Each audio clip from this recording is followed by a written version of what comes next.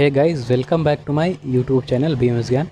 तो आज हमको स्टडी करना है पारद प्रकरण, या कह सकते हैं नॉलेज ऑफ पारद। इसमें हमको आज स्टडी करना है पारद गति या पारद की गतियाँ। ठीक है, इसके पहले हमने पारद का synonyms, occurrence, natural and artificial sources of पारद, इंग्लोथ पारद, टाइप्स ऑफ पारद, पारदोष, नैसर्गिक, यौगिक, औपाधिक या कंचुक, ग्राह्य आग्राह्य पारद और शोधन ऑफ पारद तथा पारद का अष्टविध संस्कार की वीडियो अपलोड कर दी है चैनल पे। तो अगर आपने इन टॉपिक्स पे की वीडियो नहीं देखी है तो आप हमारे चैनल पे जाकर पारद प्रकरण की प्लेलिस्ट ओपन करके इन वीडियोस को देख सकते हैं। तो चलिए शुरू करते हैं पारद की गतियाँ। पारद की गतियाँ, तो इसमें क्या है कि पारद में स्वभावतः चंचलता रहती है। जैसे हम जानते हैं कि पारद जो होता है वो स्वभाव से ही चंचल होता है। अतः इस चंचलता के कारण पारद का विभिन्न क्षार, अम्ल आदि औषधियों के साथ मर्दन, मूर्छन, स्वेदन, प्रक्षालन, गालन आदि क्रियाओं को करते समय नष्ट होने का भय रहता है। ठीक है, तो चंचलता के कारण, इस चंचलता के कारण जब हम पारद का मर्दन, मूर्छन, स्वेदन, प्रक्षालन आदि क्रियाएं करते हैं तो हमें पारद के नष्ट होने का भय रहता है। और संस्कार पूर्ण होने तक पारद अल्प मात्रा में प्राप्त होता है। और जब संस्कार पूर्ण हो जाते हैं, जैसे मर्दन आदि संस्कार पूर्ण हो जाते तो हमें पारद की जो मात्रा रहती है वो अल्प मात्रा में हम पारद को प्राप्त करते हैं।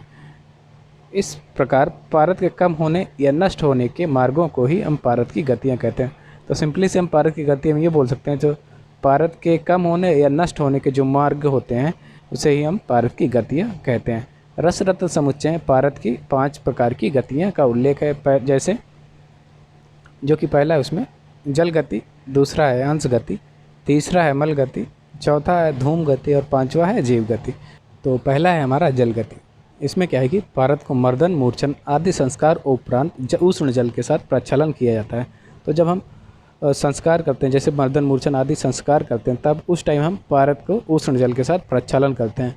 तो प्रक्षालन करते समय पारद के कुछ सूक्ष्म कण या छोटे छोटे कण जो होते हैं वो जल के साथ बाहर चले जाते हैं या निकल जाते हैं, जिनको भ्रमवश जल मान लेने के कारण पारद के मान में कमी आ जाती है। ठीक है, इसी को हम जल गति कहते हैं। सेकंड है हमारा हंस गति।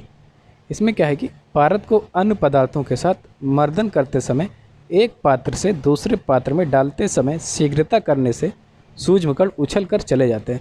जब हम पारद को अन्य पदार्थों के साथ मर्दन करते हैं तो हम उस टाइम अगर पारद को एक पात्र से या एक वेसल से दूसरे वेसल्स में डालते समय जो जल्दीबाजी या शीघ्रता कर देते हैं, उससे जो होता है पारद के जो सूक्ष्म कण होते हैं वो उछलकर पात्र से गिर जाते हैं या चले जाते हैं, जिसे हम हंस गति कहते हैं। इसमें क्या है कि हंस पक्षी के समान पारद के श्वेत शुभ्र कण उड़कर गिर जाने से पारद के भार में कमी जाती है। तो हंस पंछी के समान पारद के जो श्वेत शुभ्र कण जो होते हैं वो उड़कर गिर जाने से पारद के भार में कमी आती है। इस क्रिया को हंस के उछलने या उड़ने के क्रिया से सामान्य बताने होने से इस पारद को गति को हम हंस गति कहते हैं। ठीक है, थर्ड है हमारा मल गति। इसमें क्या होता है कि नागवंग आदि पारद के मलों को दूर करने के लिए पारद की पातन आदि क्रियाएं की जाती हैं। उस समय मलों के साथ मिलकर कुछ पारद निकल जाता है। जब हम नागवंग आदि मलों को दूर करने के लिए पातन आदि क्रियाएं करते हैं तो उस टाइम कुछ पारद जो होता है या पारद जो होता है, कुछ पारद की मात्रा उस मल के साथ बाहर निकल जाती है, जिसे हम मल गति कहते हैं। इसमें और आगे देखते हैं कि मर्दन आदि के पश्चात उष्ण जल, कांजी आदि द्रवों द्वारा प्रक्षालन करने पर मर्दन आदि के कल्क द्रव्य में कृष्ण, धूसर आदि वर्णों का मलयांश निकलता है। उसके साथ पारद की हानि मल के साथ निकल जाने के कारण होती है, इसे ही हम मल गति कहते हैं। ठीक है, चौथा है हमारा धूम गति। इसमें क्या है कि उत्थापन, पातन, गंधक जड़ना आदि प्रक्रियाओं के समय तथा पारद की मूर्छना के समय गंधक आदि के साथ अग्नि तीव्र हो जाने से असावधानीवश या स्वभावतः पारद वाष्प बनकर धूम रूप में उड़ जाता है। तो जब हम गंधक जारना या पारद की मूर्छना के समय उत्थापन, पातन आदि प्रक्रिया करते हैं तो उस समय अग्नि के तीव्र हो जाने से, असावधानीवश अग्नि के तीव्र हो जाने से या स्वभावतः ही पारद जो होता है वो वाष्प बनकर धूम रूप में उड़ जाता है, इसे ही हम धूम गति कहते हैं। और पारद के वजन में कमी हो जाती है।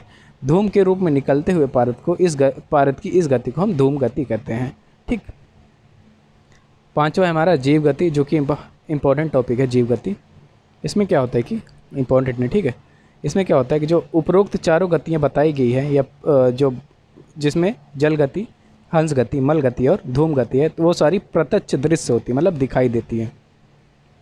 किंतु इन चारों गतियों के अतिरिक्त पांचवी गति जो होती है वो जीव गति होती है, जो अदृश्य होती है, मतलब जो दिखलाई नहीं देती। इस गति को मंत्र ध्यान आदि से ही रोका जा सकता है। अगर हम इस गति को कंट्रोल करना है, इस पारद की इस गति को, तो हम मंत्र ध्यान आदि से रोक सकते हैं इसको। एग्जाम्पल के माध्यम से देखते हैं कि एग्जाम्पल के माध्यम से बताया गया कि जिस प्रकार मनुष्य या व्यक्ति के शरीर से आत्मा निकलते समय दिखाई नहीं देती, ठीक उसी प्रकार प्रयोग के क्रम में पारद के निकलने की इस गति को नहीं देखा जा सकता। ठीक है, तो जिस प्रकार मनुष्य के शरीर से आत्मा निकलते समय कोई नहीं देख पाता, उसी प्रकार इस गति को, जीव गति को कोई नहीं देख पाता। ठीक है, और ना ही पारद की इस गति को रोक पाता है या रोक सकता है। ठीक है, ना ही इस गति को रोका जा सकता है। अगर रोकना ही है तो हमें मंत्र या ध्यान करके ही रोका जा सकता है। जिसमें पारद की अदृश्य हानि हो जाती है, इस अदृश्य गति को जीव गति कहा जाता है। ठीक है, पारद में अब देखते हैं, सारांश देखते हैं इन सारी गतियों का। तो पारद जल में जल के समान, प्रयोग में शीघ्रता से हंस के समान, मलों के साथ मल के समान, और धूम के साथ धूम के रूप में निकल जाता है। पांचवी गति देह से आत्मा के निकलने की तरह अदृश्य रूप में होती है। जो पांचवी गति होती है वो देह में या शरीर से आत्मा के निकलने की तरह अदृश्य, मतलब दिखलाई नहीं देती। पारद जीवों को दीर्घायु प्रदान करने के कारण इसे जीवरस कहा गया था। जो पारद होता है वो जीवों को या मनुष्यों को दीर्घायु, मतलब लंबी उम्र प्रदान करता है, इसलिए इसे हम जीवरस कहते हैं। पारद की जलग, हंसक, मलग और धूमक गति दृश्य होती है। ठीक है, जबकि पांचवी गति जो होती है वो अदृश्य होती है। मंत्र एवं ध्यान से ही इस अदृश्य गति को रोका जा सकता है। ठीक है, अगर हमको इस गति को, मतलब जीव गति को रोकना ही है, तो हम मंत्र और ध्यान से इस गति को रोक सकते हैं। इन विभिन्न गतियों के कारण संस्कारों के क्रम में पारद की रक्षा करना दुर्लभ है, यथा विद्वान वैद्य सावधानीपूर्वक पारद की रक्षा करें। ठीक है, तो हमें संस्कार आदि कर्मों में कर्म करते समय पारद की रक्षा करनी चाहिए। ठीक है, तो हम नेक्स्ट वीडियो में देखेंगे पारद बंद। यहाँ पे कंप्लीट कर लिया हमने पारद की गतियाँ। अगर इसमें आपको कोई भी डाउट हो तो आप हमें अपना क्वेश्चन कमेंट बॉक्स में पूछ सकते हैं। ठीक है, तो मिलते हैं नेक्स्ट वीडियो में, तब तक के लिए धन्यवाद।